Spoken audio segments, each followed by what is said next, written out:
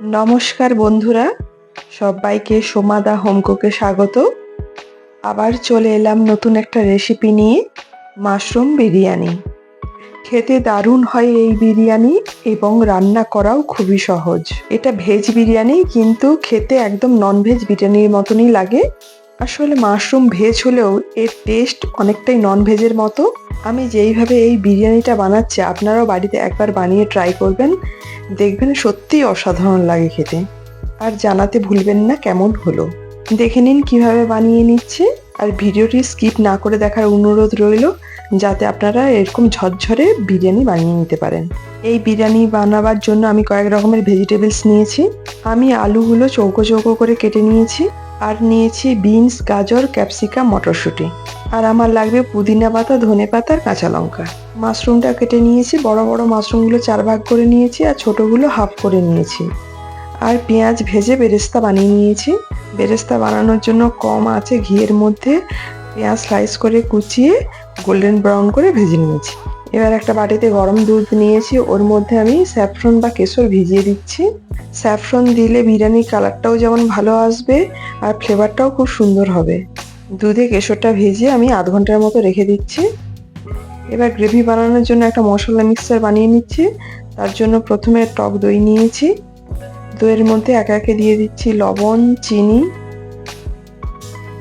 আর দিচ্ছি জিরে পাউডার, ধনে পাউডার,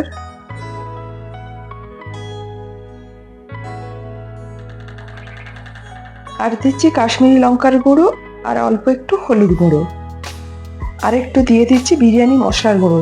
আমি কেনা বিরিয়ানি মশলা ব্যবহার করেছি, আপনারা বাড়িতে বানিয়েও নিতে পারেন। তারপর দইয়ের সাথে মশলাটা ভালো করে মিক্সড করে নিয়েছি। এবার আমি রাইস বানানোর জন্য বাসমতি রাইস নিয়েছি। আমি 1.5 কাপ চাল নিয়ে ভালোভাবে ধুয়ে নিয়েছি। গোটা গরম মশলা জলের মধ্যে দেবো, সেটা আমি একটা ছাঁকনির মধ্যে নিয়েছি, আপনারা একটা পুটুলির মধ্যেও নিয়ে নিতে পারেন। আমি নিয়েছি তেজপাতা, লবঙ্গ, দারচিনি আর এলাচ। গোটা গরম মশলা আপনারা ডিরেক্ট জলের মধ্যেও দিতে পারেন। আমার গরম মশলাগুলো মুখে পড়লে ভালো লাগে না বলে আমি এরকম ভাবে দিয়েছি। জল গরম হয়ে যাওয়ার পরে আমি ওতে গোটা গরম মশলা দিয়েছি আর লবণ দিয়েছি। তারপরে আমি ধুয়ে রাখা চালটা তুলে দিচ্ছি। এখানে লবণটা দিয়ে দিলে ভাতের মধ্যে অল্প লবণ চলে আসে, তাহলে খেতে ভালো লাগে। আমি 80% সেদ্ধ করে উঠিয়ে রাখবো। ভাতটা কতটা সেদ্ধ হয়েছে তার জন্য আমি এরকম উঠিয়ে প্রেস করে দেখবো। যদি দুভাগ হয়ে ভাতটা ভেঙে যায় তাহলে বুঝবো হয়ে গেছে। ভাতের মাড়টা ঝরিয়ে আমি হাওয়ার মধ্যে মিলে রাখবো, আর অল্প একটু ভাতের মাড়টা রেখে দেবো, পরে কাজে লাগবে।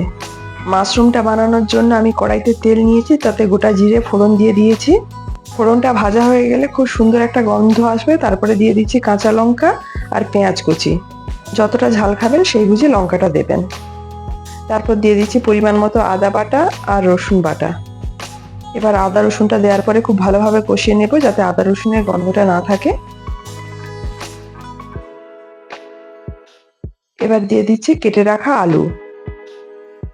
আলুটা 2 মিনিট হালকা ভেজে নিয়ে তারপরে দিয়ে দিচ্ছি বিনস আর গাজর, আর দিচ্ছি সবজির পরিমাণ অনুযায়ী লবণ, আর দিচ্ছি হলুদ। তারপর সবজিটা ঢাকা দিয়ে একটু ভালো করে কষিয়ে নেব।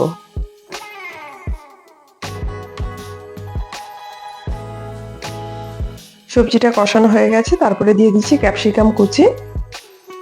ক্যাপসিকাম দেওয়ার পরে 1 মিনিট নেড়ে চেড়ে তারপরে দিয়ে দিচ্ছি টমেটো বাটা।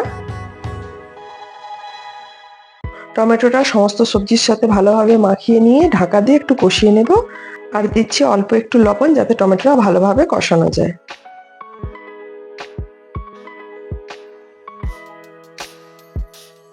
এবার দিয়ে দিচ্ছি কুচিয়ে রাখা মাশরুম আর মটরশুঁটি।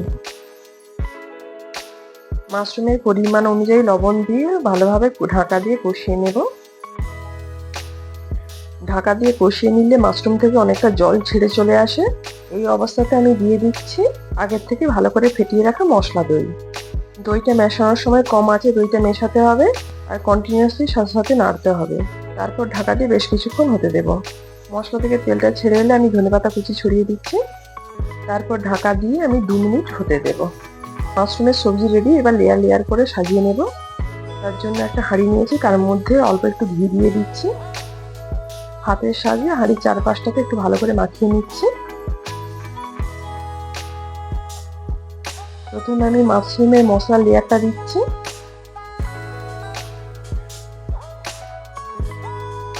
এবার আমি ভাতের একটা লেয়ার তৈরি করে দিচ্ছি।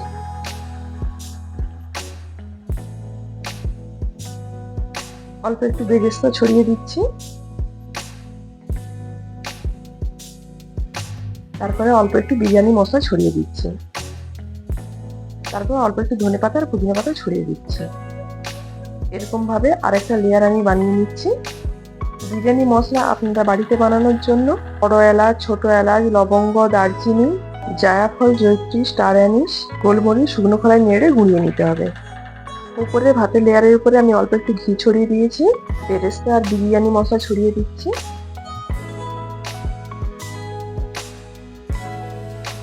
ধনেপাতা আর পুদিনা পাতা ছড়িয়ে দিচ্ছি।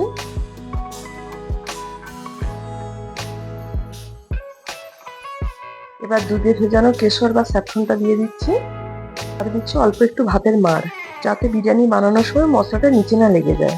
দিচ্ছি অল্প একটু মিঠা আতর। আপনারা চাইলে কেওড়া জল, গোলাপ জল ব্যবহার করতে পারেন, আমার ভালো লাগে না তাই আমি ব্যবহার করিনি। তারপর ঢাকা দিয়ে ফুটোটা বন্ধ করে 20 মিনিটের মতো হতে দিয়েছি, একদম লো হিটে। দেখুন 20 মিনিট পরে ফেরত দিলাম, কি সুন্দর হয়ে গেছে, আর গন্ধটা যা দারুণ উঠেছিল না। তারপরে ফ্লেম সুইচ অফ করে ঢাকা দিয়ে স্ট্যান্ডিং টাইমে 5 মিনিট রেখে দিয়েছিলাম। Mushroom biryani ready. দেখতেও যেমন সুন্দর হয়েছে, খেতেও অসাধারণ হয়েছে। আমি মাশরুম বিরিয়ানি রায়তার সাথে সার্ভ করেছিলাম। আপনারা একবার বাড়িতে এরকমভাবে মাশরুম বিরিয়ানি ট্রাই করে দেখুন এবং জানাতে ভুলবেন না কেমন হলো। বন্ধুরা, আমার রেসিপিটি যদি ভালো লাগে অবশ্যই একটা লাইক করবেন এবং কমেন্ট করে জানাতে ভুলবেন না। আর যদি আমার চ্যানেলে নতুন হন অবশ্যই সাবস্ক্রাইব করে পাশে থাকার অনুরোধ রইল। এতক্ষণ পাশে থাকার জন্য আপনাদের অসংখ্য ধন্যবাদ। সবাই ভালো থাকবেন, সুস্থ থাকবেন। দেখা হবে আবার একটা নতুন রেসিপি নিয়ে। Bye bye.